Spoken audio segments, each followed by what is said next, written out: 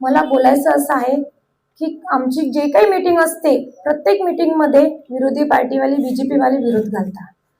मला एक सांगायचं आहे की विरोध का घालता तुम्हाला भुसावळचा विकास करायचा नाही आहे का? कमीत कमीत मला तरी भुसावळचा विकास करू द्या, कारण भुसावळच्या जनतेने त्यांचा आशीर्वाद ठेवून मला नगराध्यक्ष बनवलेला आहे.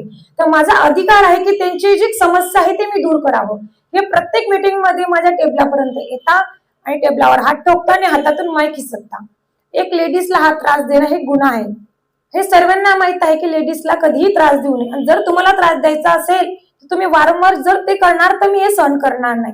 आणि भुसावळच्या जनतेने जर मला निवडून आणलं आहे तर माझा अधिकार आहे की त्यांची जी समस्या आहे ती मी दूर करावी. आणि सदैव त्यांना कुठल्याही गोष्टीचा त्रास होणार भुसावळच्या जनतेचा तोही मी सहन करू घेणार नाही. आणि जे काही वारंवार घडलं जात आहे, मला हरिशमेंट केलं जाते, हे का होतंय? मी साधारण घरातली व्यक्ती आहे म्हणून का? समोरच्यांनी हे समजायला पाहिजे की हे जनतेने निवडून दिलेलं आहे, त्यांना हे खपत नाहीये का? वारंवार ते मला हरिशमेंट केलं जातं. आणि जे काही मुद्दे आहे भुसावळचे विकासाचे आहे त्याला हे विरोध करताय. घडी जर विरोध करतील तर भुसावळचे काम कसं काय होणार? मला हे तरी सांगून द्या की 9 वर्षामध्ये बांधाऱ्याचं काम यांनी चालू का नाही केलं? ते काम मी करून घेतलेलं आहे, त्यालाही त्यांनी विरोध केलेला आहे. भुसावळच्या जनतेला जो पाण्याचा त्रास आहे मी तो सोडवण्याचा प्रयत्न करते, त्यालाही हे विरोध करताय. ते ही कुठपर्यंत जाऊ शकता ही जनतेलाही कळत आहे. आणि जनता माझ्या पाठीशी आहे तर मला घाबरायची गरज नाही. आणि जनतेने जर मला निवडून दिलं आहे तर मी त्यांचं काम केल्याशिवाय राहणार नाही आणि भुसावळचा विकास केल्याशिवाय मी थांबणार नाही. आणि भुसावळचा विकास करेल हे माझे शब्द आहे. जरी मला कोणी किती हरिशमेंट केलं किंवा किती त्रास दिला मी त्या गोष्टीला घाबरणार नाही. कारण भुसावळची जनता, माझे माय बाप, माझे भुसावळचे भाऊ बहिणी माझ्या पाठीशी आहे तर मला घाबरायची गरज नाही. आणि भुसावळचा विकास होणार. आणि माझे 2 शब्द संपत्ती. जय हिंद, जय महाराष्ट्र. जलगांव के जो अधिकारी है उनके पास में उन्होंने कंप्लेंट करी है और जलगांव के अधिकारी को मुझे यही कहना है कि आप जो भुसावल के जो विषय है उसके लिए तो भी आप कम से कम उस विरोध को भी उसको नामंजूर मत करो, क्योंकि भुसावल के बेचारे जनता के विषय कम से कम उनके साथ मत खेळो. आणि भविष्यामध्ये जर मला कुठल्या गोष्टी त्रास झाला तर मी नक्कीच कंप्लेंट करणार आहे. भुसावळच्या हिताचे जे विषय आहे जर ते स्वतः मार्गी लावू देत नाही तर विषय पुढे कसं काय जाणार? त्यावर असाही आरोप होत आहे की तुमच्या बळाचा जो वापर म्हणजे पदार्थाचा जो वापर आहे तो होताना कुठेही दिसत नाही. तसं तर काही नाही आहे. मला जनतेने जर निवडून दिला आहे तर माझा अधिकार आहे भुसावळच्या जनतेचा विकास करायचा. जर हे लोक मला वारंवार मला त्रास देतील आणि मीटिंग मध्ये मला हे असे मजबूर करून टाकते की मला मीटिंग तहकूब करावी लागते. आणि मीटिंग मध्ये जर कोणा दुखापती झाली तर ते कोणावर येणार आहे? त्यांच्या नगरसेविकाही तसेच करता, नगरसेवक पण तसेच करता, वारंवार टेबलापर्यंत येता. मला एक सांगा, त्यांना जे बोलायचं आहे त्याने त्यांच्या जागेवर उभं राहून बोलायचं. यामध्ये त्यांनी एक गोष्ट सुद्धा नमूद केलेली आहे, जिथे गोंधळ झालेला होता. त्या गोंधळामध्ये आपल्या नगरसेविका कोणी महिला नगरसेविका आहेत त्यांनी नमूद सुद्धा केलं होतं.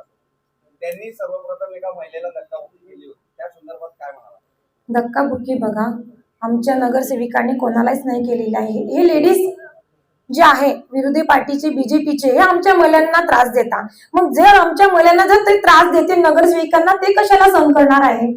तुम्ही त्यांना बोलू का देत नाही मीटिंग मध्ये? तुम्ही तुम्हाला बोलायचा अधिकार आहे, त्यांना बोलायचा अधिकार नाही आहे का? तुम्ही त्यांच्या अंगाजवळ जाणार, त्यांना बोचकणार, मग ते शांत बसणार आहे का? एक लिमिट असते प्रत्येक गोष्टीची सहन करण्याची. जर ती सहनशक्ती संपली तर कोणीच सहन करत नाही कुठल्याही गोष्टी. नागरिकांचा विषय सत्ता स्थापन झाल्यापासून 3 महिने झालेले आपल्या सत्ता स्थापनाला आतापर्यंत काम का सुरुवात झालेली नाही? कामांचे नागरिकांचा प्रश्न आहे. नागरिकांचा जो प्रश्न आहे त्याचं उत्तर मी देते. भुसावळचे जे काही विकासाचे जे मुद्दे आहे ते विरोधी पार्टीवाले त्या मुद्द्याला विरोध घालत आहे. आता मला एक सांगा, जर वारंवार ते विरोध पक्षीवाले त्यांना त्या गोष्टीला भुसावळच्या विकासाला विरोध घालते तर भुसावळचा विकास कसा काय होणार? त्यालाही त्यांनी विरोध केलेला आहे. अमृत योजनेचं काम त्यांनी थांबवलेलं आहे. ते का थांबवलेलं आहे? त्यांना काय जाणवायचं आहे की नगराध्यक्ष मॅडम भुसावळच्या जनतेपर्यंत पाणी नाही पोहोचवत आहे. माझ्याकडनं मी परिपूर्ण करत आहे पण ते तिथेही मला अडथळे आणताय. का अडथळे आणताय? आणि भुसावळच्या जनतेला हे सुद्धा कळत आहे की ते लोक त्या मुलीला त्रास देत आहेत.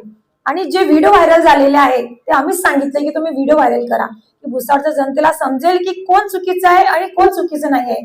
कारण आपल्या व्हिडिओमध्ये स्पष्टीकरण होत आहे, स्पष्ट दिसत आहे की विरोधी पार्टीवाले माझ्या टेपलापर्यंत येऊन मला त्रास देत आहे. आणि भुसावळच्या जनतेचा इतका माझ्या पाठीशी आशीर्वाद आहे की ते मला कुठल्याही गोष्टीची दुखापत होऊ देणार नाही. मॅडम, हे असं जर निवडून होत राहिलं विरोधकांकडून, तर तुम्ही एक भुसावळचे प्रथम नागरिक आहे. तुमचं पुढचं पाऊल काय असेल? हे वारंवार जरी मला त्रास देतील ना दादा, मी कुठं थांबणार नाही. माझा जो प्रयत्न आहे मी भुसावळच्या जनतेसाठी करणार आहे. मुद्दे चुकीचे आहे ते एक मुद्दे तरी सांगून द्या की मला भुसावळचे चुकीचे आहे. हे भुसावळच्या जनतेने माझ्यापर्यंत लेखी निवेदन देऊन मी ते मीटिंग मध्ये टाकलेलं आहे. ते चुकीचे मुद्दे तर नसणार नाही, भुसावळचे विकासाचेच मुद्दे आहे ना. तर वारंवार म्हणता नगराध्यक्ष मॅडम बोलतानी मला असं वाटतं बोलण्यापेक्षा काम करून दाखवणं हे गरजेचं असतं. इसके पीछे आपको क्या लगता है कौन है मास्टरमाइंड?